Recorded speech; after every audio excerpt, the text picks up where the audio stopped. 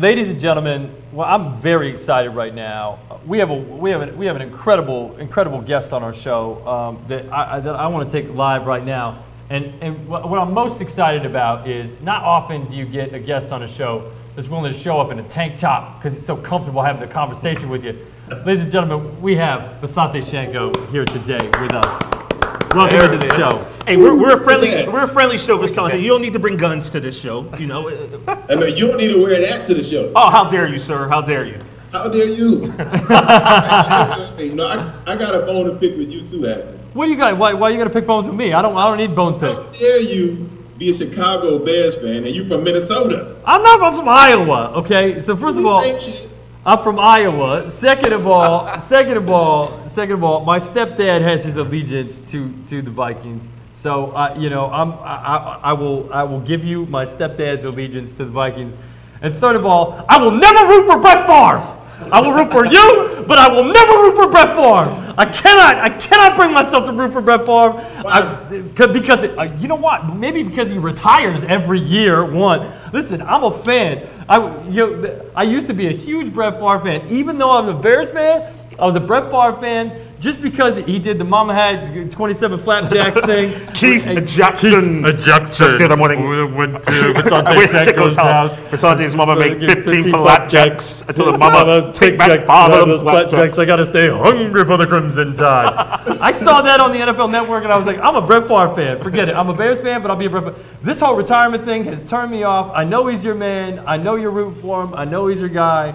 I can't bring myself to do it. I love Brett Favre. I bleed orange and blue. I cannot turn for you. He's 41. He's 85 years old and he's still playing football. It doesn't matter. He got you the ball last week in a big way, though. Yeah. And 4 catches for 75 yards. Why don't you tell us a little bit about that? Are you the legit #1 weapon in Minnesota right now? I don't know about that, man. You know, I just feel like we just take what the defense gives us, man. You know, so I just happen to be that open wide receiver that he hit. That's what I have to say about that. My question is, are you going to be the open wide receiver that he hits every week and again, week in and week out? Because it sure looked like that to me. And then I got one more question I have to ask you off the top. Are there Vincent Jackson rumblings going around in the locker room? I just got to ask. You said what? I said, Vincent Jackson? I said, are there Vincent Jackson rumblings going around in the locker room? Nah. It's no rumblings. There's no talk or nothing like that about Vincent Jackson or any wide receivers coming in, man. So you guys can dead that right now, man.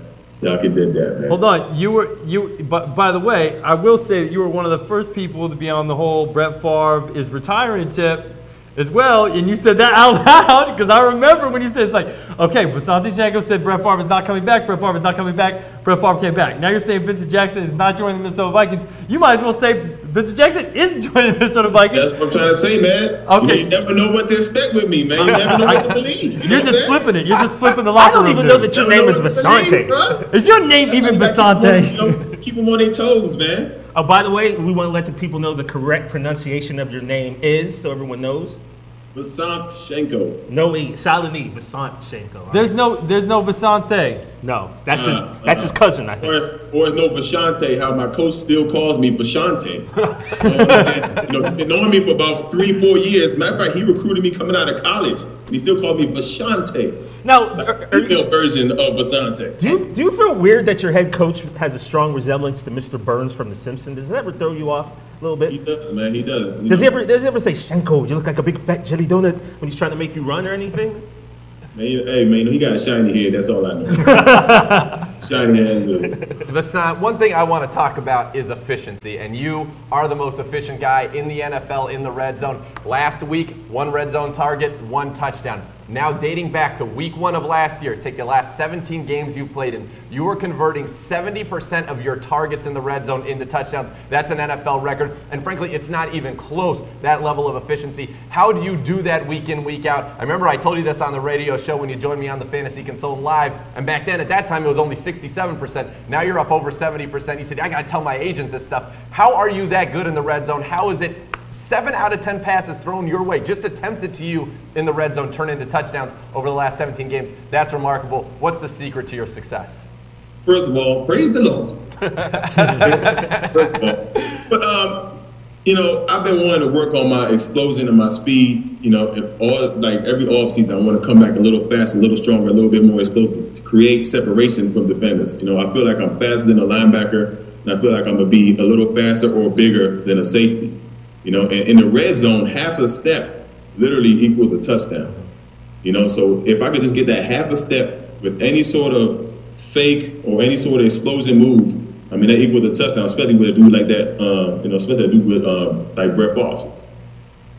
Well, clearly it works. And one of the things that I was most excited about coming out of week 1 is that you saw 7 targets in that game. You only saw 7 targets in a game one time in all of 2009, and you had a phenomenal season, as we all know. If you can see 7 targets every game, I sent this out to my subscribers at thefantasyconsult.com. I said if you get 7 or more targets every game, you're going to be a top 3 fantasy tight end this year. Do you think that that's in the cards? Is that possible that you can get those 7, 8 looks every single week? You know, man, it all depends on the game plan, man. Sometimes I may be blocking, you know, sometimes I may be out on the pass, but that play action is always going to be there, you know, regardless. And one thing is that we have so many weapons on this offense, you know, so is that, but it's only one ball. Well, that's right. You know, so if, like, whenever I get my chance to get my ball, I mean, like, I have to make those plays. You know, and that comes with the cohesiveness we build off, you know, in practices and stuff like that, in the film room and stuff like that. So I want to make sure that I am the best viable wide receiver for Brett Favre. I think you're going to be after week 1. You averaged 10.9 yards a target. That was best among the 10 most targeted tight ends in the NFL. So you're doing something right. You're efficient in the red zone. If I'm Brett Favre, I'm throwing it to you every single time. Last week when he threw to Percy Harvin and Bernard Berrian, only 2 completions on 8 attempts. I'm saying I'm going to number 81. He's getting the job done. I like that aura, man. I like there that. You go. Take that positivity. Let me throw it to you. Yeah. I like that energy. There you go. I want to say to our fans out there, if you guys have questions for Visanthe, I pronounce it correctly, please tweet them in, and we'll try to ask as many questions as we can. I want to go really quick. I felt like going into last week against the Saints, I felt like there was this sort of reticence that I was getting from Brett Favre about the previous season and how tough it was to lose that game. And now you guys are coming off of the loss, you know, in week 1. You know, you're still probably in the division. You know, you and Green Bay are probably at the top of the division as to where everybody's sort of favoring you. Probably. I'm a Bears fan, so I got the Bears at number 1, but I'm just talking about for everybody else. How do you bounce back from a week 1 loss on the road? That's tough. Are you guys jacked up? Are you ready to go this week? Talk a little bit about this week's game and what we can expect to see out there. You know, first of all, you know, your Bears got lucky, number 1. You know, I just want to make that clear. Luck is when opportunity and readiness meet. Catch. Luck is when opportunity and readiness meet. That was a catch. Okay, we all agree. You want to see it that way, you know, maybe, you know, you guys all know the truth. That's right. Yeah, we know. Okay? We know. But, you know, but the thing is that, you know, it's week 1. We understand that. And we're not going to take it lightly and be like, oh, no, you know, we're going to get it together. No, we have to get it together right now. You know, there's no time to wait.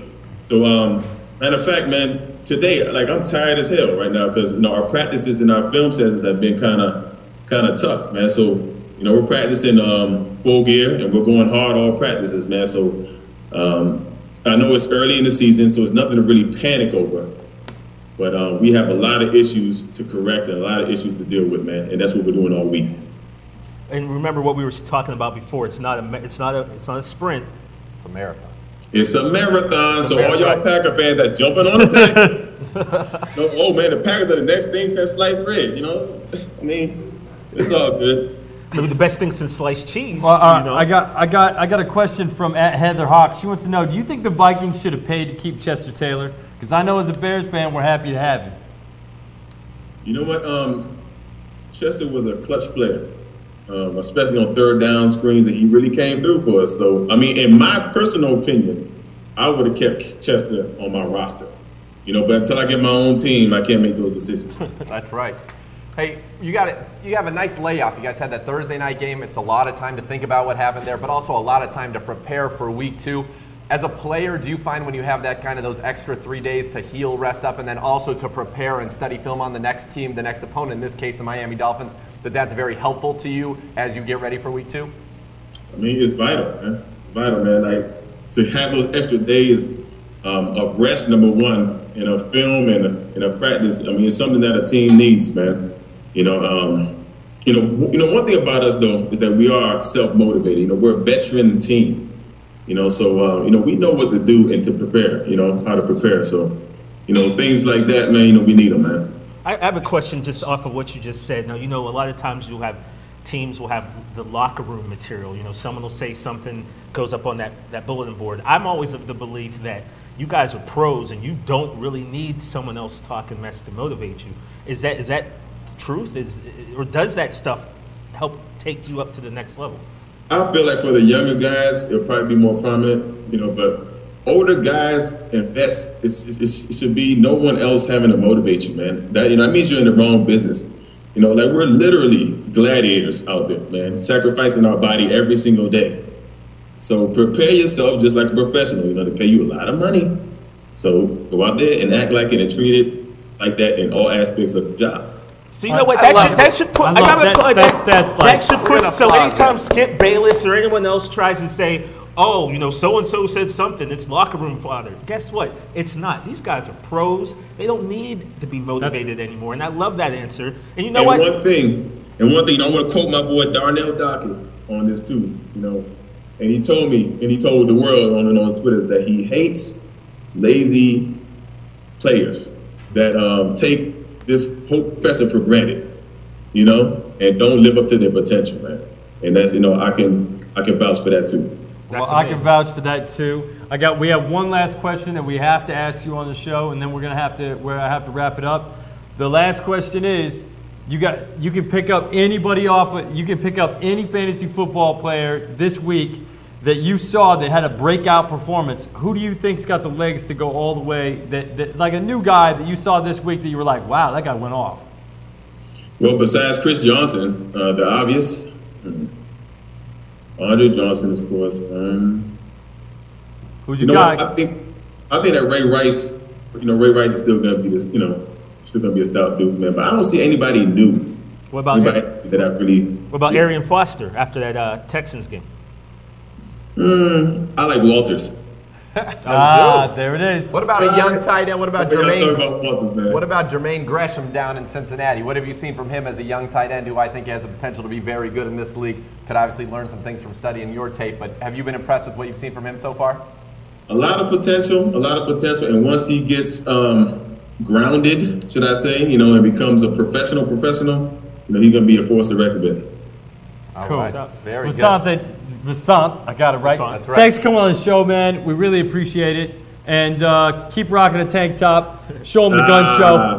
And we want to remind people. Come back home, man. Come back home to Minnesota. We want to remind people. Doing nothing, man. It's the Iowa way. We want to remind people about your website, VisantheShiancoe.com. I'm not even going to attempt to spell it.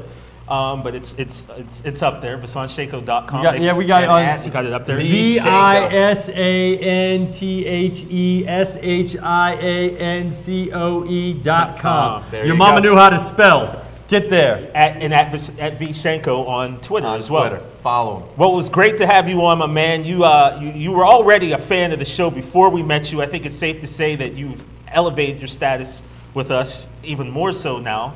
So I think we were fans of his. Come back again soon. I'm sorry, I said that wrong.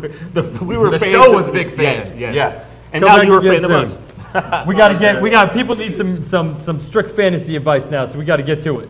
All right, bro. We'll see you. Take care. Take it easy, Appreciate man. it. Thank you, bro.